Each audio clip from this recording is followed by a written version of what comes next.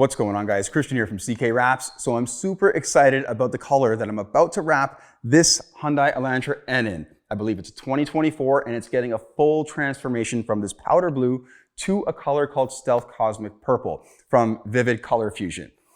I'm going to be doing some installation videos, so make sure you keep a lookout for those. And there's going to be an outro video of a full walk around inside and hopefully outside as long as there's daylight at the time. So make sure you turn notifications on and subscribe to the channel.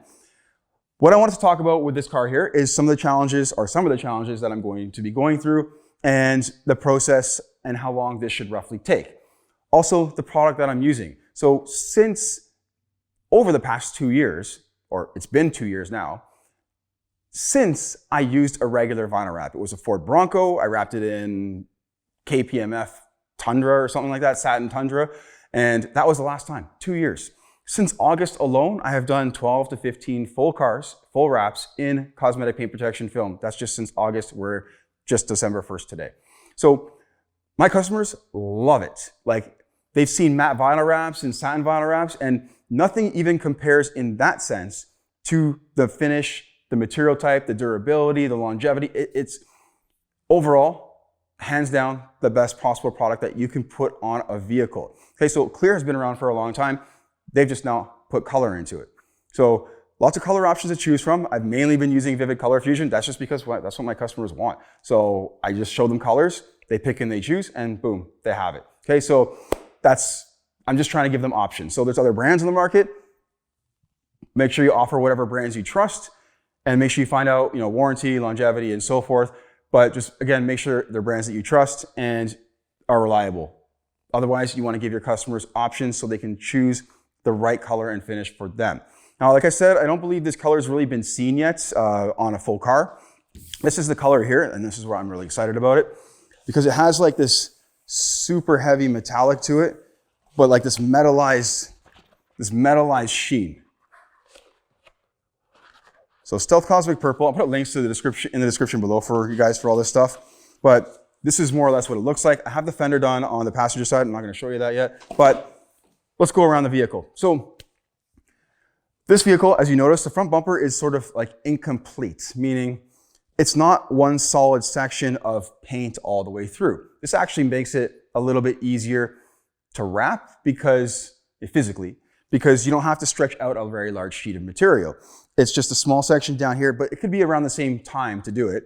It's just physically not as demanding. So that section there is actually super easy.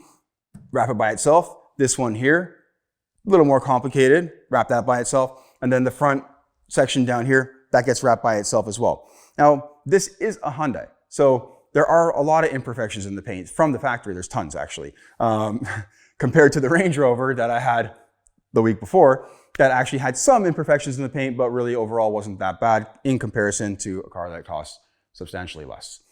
Either way, disassembling this thing is actually quite easy. Korean cars are generally pretty easy. The trims just pop off from the side over here. Same thing with the roof rail. Door handles screw on the inside. Window trims, there's a screw right there for that one. On the back one, there are no screws and they just twist off. Gas cap or fuel cap door. It's got 10mm screws, that just pops right off as well. And even the quarter window panel, it's like this little glossy black thing. Maybe I have it here, I can show you. I can just reach it. Oh, let's just grab it from here. But yeah, even this just pops right off, okay? The antenna, I popped it off as well because it's accessible. It has a couple of clips holding the headliner in, 3 actually. And then you're able to pull the headliner down just enough to be able to reach the bolt. But that piece right there comes off the rear quarter window. Plastic tools, obviously be careful when you're doing stuff like that because you can break it. You're more likely to probably break the clips than anything else, so clips are easily replaceable. They're not made anywhere fancy and they're not special to any particular car. They probably all come from the same place, whether it's Audi, Lamborghini, Mercedes, BMW, whatever, Toyota, Honda. So the mirrors are actually getting wrapped as well. The roof is getting wrapped in gloss black. I suggested to the customer, doesn't have to do it, it's just a suggestion, to wrap the roof gloss black. It helps break it up because right now, like as you look at the car, there's a lot of blue. At least the mirrors are black, I guess, but we're gonna be doing the mirrors most likely in carbon fiber, in a gloss carbon fiber, probably Vivid's Tech Art carbon fiber. So another challenging area is this side skirt down here. This side skirt down here, I tried taking it off. there's probably two-sided tape there also, because when I took the screws out, it wasn't budging. And I don't want to pull on it too hard. I'm worried about the paint coming off because it is a Hyundai, and I've owned a Hyundai before, a Genesis, which I wrapped a lot of times from way back in the day. And the paint comes off of plastic trim pieces and stuff very easily. So I'm gonna leave that on and work around it. It won't really affect anything as long as I get full coverage. As long as the customer never takes that off, which they probably won't because obviously it all ties together with the front and the back and the sides. Emblems are just two-sided taped on, so those are pretty easy. The hood is pretty large, not pretty large. It's pretty flat. It's not very large. It's about as wide as most hoods, but I'm kind of on the fence of whether I'm going to be doing a wet installation on this or a dry installation on this. Compared to the Range Rover hood that I just did, put the link there for you if you haven't seen that video yet, where I did the full installation on the hood. I used a matte finish as well, Vivid Satin Midnight or Stealth Midnight Black. And I did that as a wet, but I did the rest of the vehicle all dry install. So like the fender on the other side has been dry installed.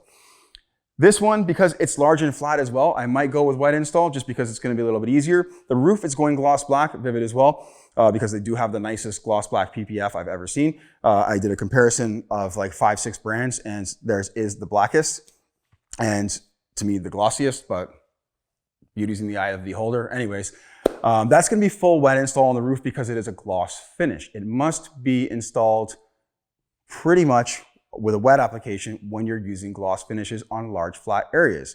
You can do dry installation with a gloss finish on small objects like your door handles, your mirrors, shark fin antenna, and so forth. So, oh yeah, I also took the spoiler off, as you might notice, and I took the rear taillight section out of there, and obviously the lettering's all been debadged.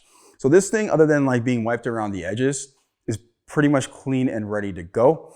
I should have the other side of the vehicle done today, and maybe even the roof, just got it started so that at least it has time to dry.